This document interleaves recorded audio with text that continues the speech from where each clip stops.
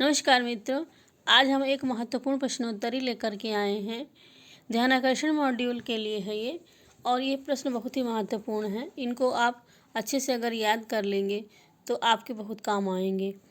पहला है, कोठारी आयोग कब गठित हुआ था? तो इसका सही जवाब है 1964 में गठित हुआ था। प्रत्येक प्रश्न के 4 विकल्प दिए गए हैं, और यदि हम चारों विकल्प पढ़ेंगे तो बहुत ही समय लगेगा और वीडियो बहुत लंबी हो जाएगी, इसलिए हम सही उत्तर को ही पढ़ेंगे। दूसरा प्रश्न है, भारत के भाग्य का निर्माण हमारी कक्षाओं में होता है, यह कथन किसने कहा था? तो इसको कोठारी आयोग ने कहा था।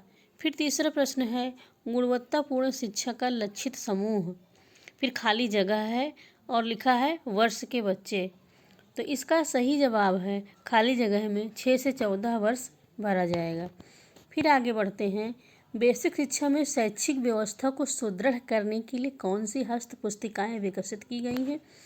तो यहाँ तीनों मॉड्यूल के नाम लिखे हुए हैं। आधारशिला मॉड्यूल, ध्यानाकर्षण, शिक्षण संग्रह, ये तीनों मॉड्यूल इसके लिए विकसित की गई हैं।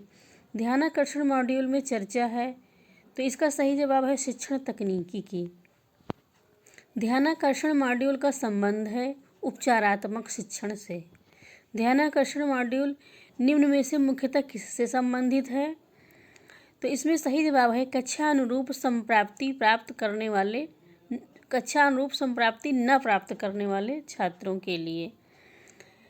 प्रश्न नंबर 8 है, किस मॉड्यूल का उद्देश्य है कि शिक्षक उन बच्चों की सीखने में विशेष मदद करे जिन्हें शिक्षकों की सहायता की अत्यंत आवश्यकता है? तो इसमें इसका सही जवाब है ध्यानाकर्षण मॉड्यूल। ध्यानाकर्षण मॉड्यूल उपयोगी है, बी विकल्प सही है रिमेडियल टीचिंग के लिए। फिर 10 नंबर पर है, ध्यानाकर्षण शिक्षण का मुख्य उद्देश्य क्या है? ए विकल्प सही है, ऐसे बच्चों की मदद करना जो कक्षा के स्तर के अनुरूप अवधारणा व कौशलों को सीखने में कठिनाई महसूस करते हैं। 11 नंबर का प्रश्न है, ध्यानाकर्षण हस्त पुस्तिका किन कक्षाओं है? तो लर्निंग आउटकम्स की संप्राप्ति दर को अपेक्षानुरूप लाने में मददगार है। तो इसका डी विकल्प सही है, कक्षा 3 से 8। 12वां प्रश्न है, ध्यानाकर्षण मॉड्यूल में कितने भाग हैं? तो इसका सही जवाब है 4। फिर आगे बढ़ते हैं, इनमें से क्या ध्यानाकर्षण मॉड्यूल के भाग 4 में वर्णित है? सही जवाब है आरंभिक आकलन परीक्षण पत्र के नमूने। 14वां प्रश्न है, ध्यानाकर्षण उपचारात्मक शिक्षण क्यों जरूरी है? सही विकल्प है अपेक्षाकृत कम संप्राप्ति वाले बच्चों को कक्षा अनुरूप बनाने के लिए। 15वां प्रश्न है, शैक्षिक रूप से पिछड़ रहे बच्चे हमारे विद्यालयों से निराश ना हो, इसके लिए उचित तरीके हैं। इसमें एक से अधिक विकल्प भी चुने जा सकते हैं, तो इसका बी और ए विकल्प दोनों सही हैं। शिक्षकों द्वारा कुछ खास तकनीकों का प्रयोग कर ध्यानाकर्षण करने से यह संभव है। बी विकल्प है, शिक्षकों व अभिभावकों द्वारा ऐसे बच्चों का सामान्य बच्चों की अपेक्षा अधिक सहयोग करके, ये दोनों उत्तर सही हैं। 16वां प्रश्न है, ध्यानाकर्षण शिविर में समुदाय का सहयोग लेना चाहिए, तो इसमें डी 2 और 3 विकल्प सही हैं।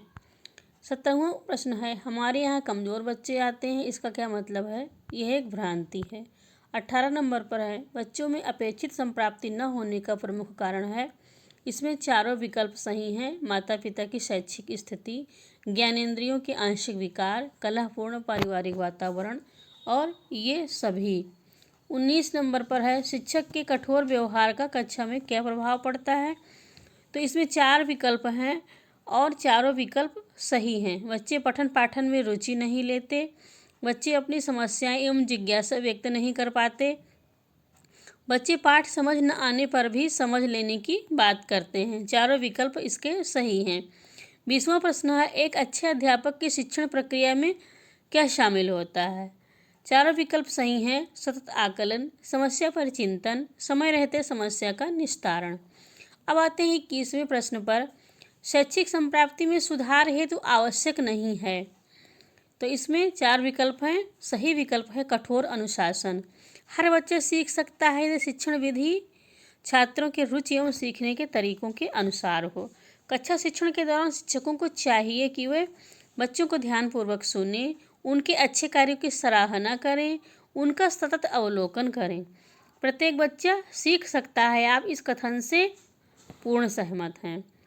सभी बच्चों को एक ही प्रकार के तरीके से शिक्षण दिया जा सकता है। सभी बच्चे नहीं सीख पाते, सब पिछड़ जाते हैं, कुछ कुंठित हो जाते हैं, लेकिन इसका सभी विकल्प जो है सही है, डी वाला सही है। आपके अनुसार शिक्षण प्रक्रिया होनी चाहिए लचीली। आप अभी तक किस प्रकार की शिक्षण प्रक्रिया को अपनाते आए हैं? लचीली, छात्र सहभागी, व्यवहारिकता युक्त। ये उपर्युक्त सभी सही हैं। कक्षा शिक्षण के उपरांत सबसे महत्वपूर्ण व्यावहारिक पक्ष क्या है? यह जानना कि वे दक्षताओं को प्राप्त कर रहे हैं या नहीं। लर्निंग आउटकम से संबंधित मॉड्यूल कौन सा है? ध्यानाकर्षण। लर्निंग आउटकम क्या है? अधिगम संबंधित परिणाम जो कि लक्ष्य आधारित हैं। लर्निंग आउटकम को और क्या नाम दिया जा सकता है? अधिगम के परिणाम, सीखने के प्रतिफल, अपेक्षित दक्षताएं। लर्निंग आउटकम परिणाम आधारित लक्ष्य है। वे दक्षताएं परिणाम जो किसी कक्षा में अध्ययनरत विद्यार्थियों को उनके निर्धारित पाठ्यक्रम के अनुरूप अपेक्षित दक्षताओं के प्राप्त होने पर परिलक्षित होती हैं, वो लर्निंग आउटकम्स कहलाती हैं। लर्निंग आउटकम से आशय उन परिणामों से है जिनमें बच्चे विषयगत दक्षताओं की संप्राप्ति कर लेते हैं।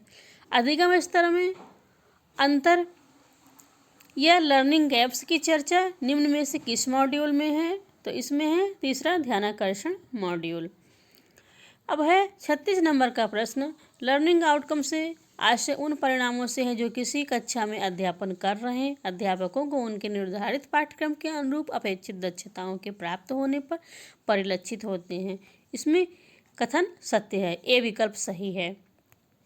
लर्निंग गैप पता लगाने का सही समय क्या होगा? सत्रारंभ। लर्निंग गैप का आशय है अपेक्षित अधिगम स्तर एवं वास्तविक अधिगम स्तर में अंतर। सीखने के स्तर का आकलन जरूरी है। अधिगम स्तर में अंतर, लर्निंग गैप जानने हेतु। अब है आकलन प्रपत्र बनाना आवश्यक है। इसमें सही जवाब है आरंभिक परीक्षण हेतु। आरंभिक परीक्षण हेतु प्रथम कार्य क्या होगा? आकलन प्रपत्र निर्माण। आरंभिक परीक्षण हेतु आकलन में किस प्रकार के प्रश्न होते हैं? सही जवाब है वस्तुनिष्ठ एवं आत्मनिष्ठ। आकलन प्रपत्र में ज्ञानात्मक, बोधात्मक, अनुप्रयोगात्मक एवं तर्कात्मक प्रश्नों का प्रतिशत योगदान क्रमशः कितना होगा? 20, 50, 20, 10। कक्षा 3 के आकलन प्रपत्र में क्रमशः कुल कितने वस्तुनिष्ठ और आत्मनिष्ठ प्रश्न होंगे? 10 और 5। आरंभिक परीक्षण के पूर्व में विषयवार परीक्षण प्रपत्र में कक्षा 6 से 8 के बच्चों के आकलन के लिए कुल कितने वस्तुनिष्ठ प्रश्न और आत्मनिष्ठ प्रश्न होंगे? सही जवाब है 20 और 5। आकलन प्रपत्र में एक प्रश्न कितने अंक का निर्धारित किया गया है? सही जवाब है 3 अंक का। आकलन के पश्चात कुल कितने समूह का निर्माण होगा? सही जवाब है 3 समूह। एक शिक्षक के रूप में आप बच्चे की शैक्षिक प्रगति का मूल्यांकन शिक्षण के दौरान सतत रूप से कैसे करते हैं? सही जवाब है प्रतिदिन। आधारभूत आकलन के पश्चात एक शिक्षक को छात्रों के साथ कार्य करने के पूर्व क्या जानना तथा करना अत्यंत आवश्यक है? सही जवाब है इसके चारों विकल्प इसमें सही हैं। अधिगम स्तर की सूची, समूह निर्धारण और समय सारणी। 50वां प्रश्न है आकलन का महत्वपूर्ण पक्ष क्या है? तो इसमें 4 विकल्प हैं। सही विकल्प है बी के आगे लिखा हुआ जवाब, शिक्षण विधि में बदलाव और सुधार की संभावना। तो ये थी मॉड्यूल से संबंधित 50 महत्वपूर्ण प्रश्नों की जानकारी। और इसी प्रकार हम और भी श्रृंखला लेकर के आएंगे और भी मॉड्यूल की 50-50 प्रश्नों की श्रृंखला की वीडियो बनाकर आपके सम्मुख प्रस्तुत करेंगे। आपको ये हमारी जानकारी कैसी लगी आप इसको अवश्य बताएं। इसको लाइक और शेयर करें। यदि हमारे चैनल पर आप नए हैं तो सब्सक्राइब कर लें ताकि इसी प्रकार की जानकारी से भरी हुई वीडियो आपको प्राप्त होती रहे। वीडियो देखने के लिए आपका बहुत बहुत धन्यवाद। नमस्कार। फिर मिलते हैं नई वीडियो के साथ। तब तक के लिए नमस्कार।